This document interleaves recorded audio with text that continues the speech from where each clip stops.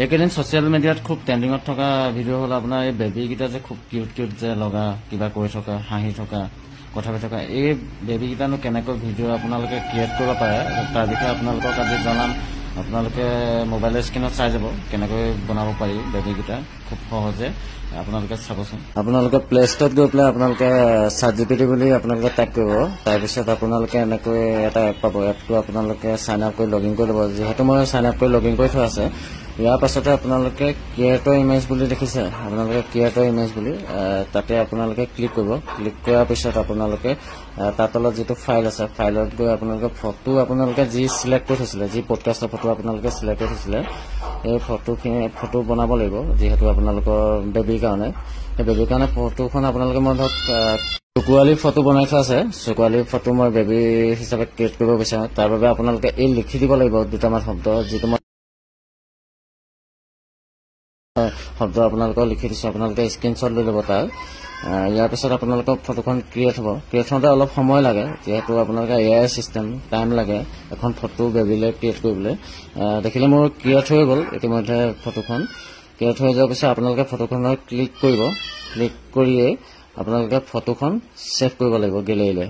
গেলেৰীলৈ save কৰাৰ পিছতেই আপোনালোকে আকৌ যাব লাগিব। আপোনালোকে যিহেতু আপোনালোকে যি পডকাষ্ট লৈছিলে, যি পডকাষ্টৰ ভিডিঅ' লোৱাৰ পিছত অডিঅ' ক্লিপ দৰকাৰ হ'ব। যিহেতু অডিঅ' ক্লিপ দৰকাৰ হ'বৰ কাৰণে এণ্ড্ৰইড বুলি আপোনালোকে প্লে ষ্ট'ৰৰ পৰা ডাউনলোড কৰি ল'ব। তাত আপোনালোকে যিহেতু ভিডিঅ'ৰ পৰা অডিঅ'টো এক্সট্ৰা কৰিব লাগিব। এক্সট্ৰা কৰিবৰ কাৰণে মই ভিডিঅ'টো লৈ থৈছোঁ। ভিডিঅ'ৰ পৰা মই অডিঅ'টো এক্সট্ৰা কৰিবলৈ হ'লে মই ইয়াতে ক্লিক কৰিছোঁ। আপোনালোকে দেখিব চকুৱালী যিটো ভিডিঅ' আছিলে পডকাষ্টৰ ভিডিঅ'টো ক্লিক কৰি এক্সট্ৰেক্ট অডিঅ' বুলি আছে, চাবচোন এক্সট্ৰেক্ট অডিঅ' বুলি আছে। তাতে আপোনালোকে ক্লিক কৰিব। ক্লিক কৰাৰ পিছত ছেভত ক্লিক কৰি MP3 বুলি ক্লিক কৰাৰ পিছত আপোনালোকে অট'মেটিক আপোনালোকৰ অডিঅ'টো ছেভ হৈ যাব।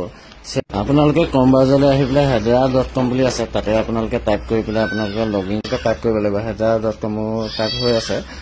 মই টাইপ কৰাৰ পিছত আপোনালোকে hedera.com যিহেতু মই লগ ইন কৰি থৈছোঁ চাইন আপ কৰি, আপোনালোকে চাইন আপ কৰি লগ ইন কৰি ল'ব।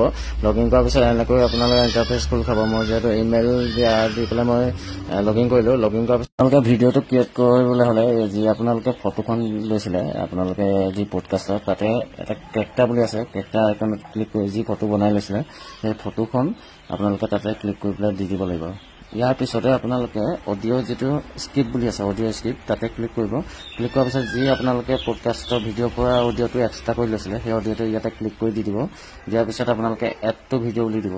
এড টু ভিডিঅ' বুলি দিয়াৰ পিছত আপোনালোকে ইয়াতে যিটো ইৰো আইকন আছে এই আইকনত ক্লিক কৰিব। ক্লিক কৰাৰ পিছত আপোনালোকৰ দেখাব 30 মিনিট লাগে এটা ভিডিঅ' ক্ৰিয়েট হওঁতে। যিসকল প্ৰিমিয়াম কাষ্টমাৰ হয় তেখেতলোকৰ 30 মিনিট নালাগে, খুব কম লাগে। যিহেতু আমাৰ প্ৰিমিয়াম নহয়, ফ্ৰী হয়। ফ্ৰী হোৱাৰ বাবে 30 মিনিটতকৈ অলপ বেছি লাগে কেতিয়াবা। আপোনালোকে আপলোড দিব, এনেকৈ আপোনালোকে ছ'চিয়েল মিডিয়াত দি পেলাই ভিউজ ল'ব পাৰিব। ধন্যবাদ।